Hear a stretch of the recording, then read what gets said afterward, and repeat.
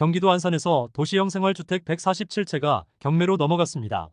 전세로 거주하던 분들은 한꺼번에 쫓겨날 위기입니다. 경기도는 선부 삼동행정복지센터에 긴급 전세 피해 지원 상담소를 마련했습니다. 세입자들은 대부분 원룸이나 투룸도생의 수천만 원대 전세로 거주하던 2030 세대입니다. 일부 세입자는 보증금도 돌려받지 못하고 원상복구 비용까지 내야 할 처지입니다. 경기도 안산 단원경찰서는 도원스위트빌 임대사업자 부부를 사기 혐의로 입건하고 수사 중입니다.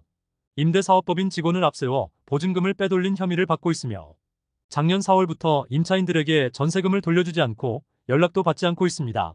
경찰 관계자는 수도권에서 대규모 전세금 미반환이 터진 이후 안산시에서는 최초로 발생한 대형 사고라고 밝혔습니다.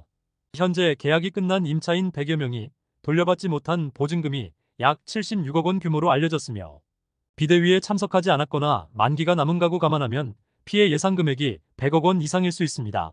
도원스위트빌은 전용 23에서 59 타입 총 147세대로 구성된 도시형 생활주택으로 해당 부부의 임대법인이 전부 소유하고 있는 것으로 알려졌습니다.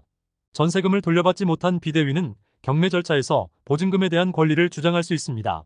그러나 근저당권 규모가 총 183억 원으로 전세금 총액을 넘어서기 때문에 보증금을 온전하게 돌려받을 가능성은 높지 않은 상황입니다.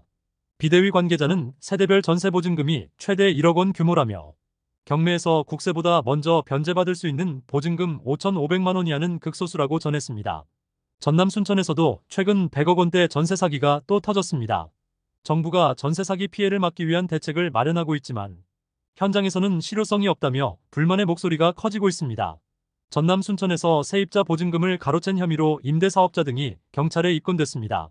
지난 2020년부터 최근까지 임차인 70여 명으로부터 전세 보증금 100억 원 상당을 받은 이후 돌려주지 않은 혐의입니다. 이들은 자기 자본 없이 순천시 임대아파트 140여 채를 매입한 이후 세입자들과 전세 계약을 체결하고 만기까지 보증금을 돌려주지 않았습니다. 전국적으로 전세 사기가 속출하면서 관련 대책위원회는 최근 국회 법사위원회에 피해자들에 대한 선구제 후 회수를 골자로 한 특별법 개정안을 처리해달라고 촉구했습니다.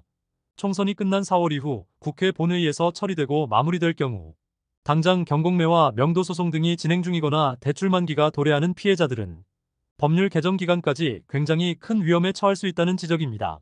지금까지 잼스톤TV였습니다. 오늘 영상 도움되셨으면 구독과 좋아요 부탁드립니다. 시청해주셔서 감사합니다.